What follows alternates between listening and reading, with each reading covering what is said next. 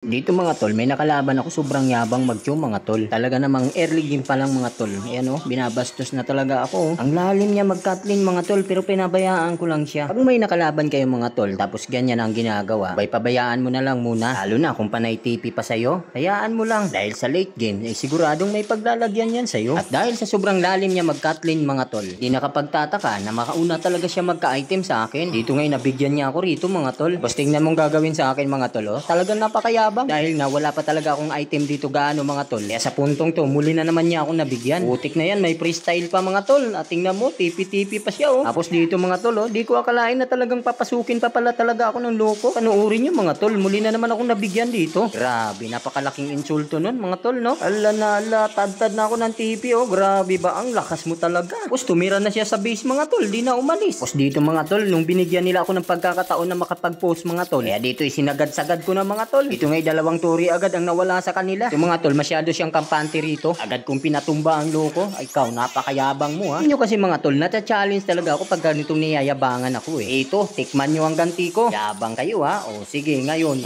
tayo magkakasubukan. Babalak pang tumakas tong Changi dito mga tol. Dito mga tol, tamang tago nga lang talaga ako rito. Gigil na gigil talaga ako makaganti sa lukong to. Naman, dito nang mabigyan ako ng pagkakataon mga tol. Alam nyo na siguro kung anong mangyayari dito. Kung magagawa mo pa sa akin yung ginagawa mo kanina. Ulul. Ang early game ka lang. O ayan, tikman mo yung ganti ko. Masyado ka talagang mayabang eh, no? O ngayon, ako naman magtitipi sa'yo. Kaya sa susunod, pag tinipihan nyo ako, ay siguraduhin yung kaya nyo ipanalo ang laban. Tapos dito mga tol, turtle fight. Buong akala ko, ipapasok yung mga kasama ko. Nit, maling akala lang pala ang mga tol, pero napitas ko yung isa sa kanila doon. Ito nga mga tol, gigil na sa akin tong chew dito na makaganti. Itong si Granger tol, oh, grabe naman talaga, oh. Tapos pinagsasampal pa ako ni Lolo Franco, grabe naman, ang tindi naman nun. Tapos dito mga tol, tinanong ko yung chew, bakit hindi na siya nakakatipi ngayon? Tapos dito mga tol, pinipilit nilang basagin yung base namin dito. Tapos dito mga tol, abay nabudburan ako ng magic sarap. Ang sakit din naman talaga ng mage na yan. Tinalan talaga at buhay pa yung Atlas dito at yung sila yun namin. Tapos pabuhay na rin yung joy namin dito mga tol. Kaya wala silang magawa sa puntong to kundi ang umatras na muna. Dito sa kanilang pag-atras mga tol ay hindi pinalad itong si Granger. Dito mga tol, muli na naman kami nagpang-abot dito. Kaya dito ikawawa yung inabot ng Franco dito mga tol. Talagang kuyog ang inabot sa amin eh. Ito nga mga tol, medyo hirap talaga yung sun ko rito dahil Karina yung core nila. Ngunit dahil sa dami nga namin dito na humahabol sa kanila mga tol, walang magawa yung Karina kundi ang tumakbo na lamang. Dito nga mga tol, nung binigyan ako ng pagkakataon, abay hinampas ko na to. Untong to, pati yung Karina ay binawian ng buhay. Dito mga tol, halos lahat ng tori nila, halos ako ang bumasag eh. Napansin ko yung aking mga kasama dito mga tol, nagkagulo sila doon sa baba. Kaya ang sabi ko sa sarili ko, bahala kayo dyan, magkagulo kayo. Tapos pinutok-putukan pa ako ni Granger mga tol oh. Kalimutan niya ata, early game na at santong gamit ko. Ngayon, nasa na yung tapang nyo ha? Nasa na yung panay TP kanina? Wala palang naubusan ng bala si Granger mga tol. Kaya pala nung lumapit ako, wala nang maiputok, wala na palang bala.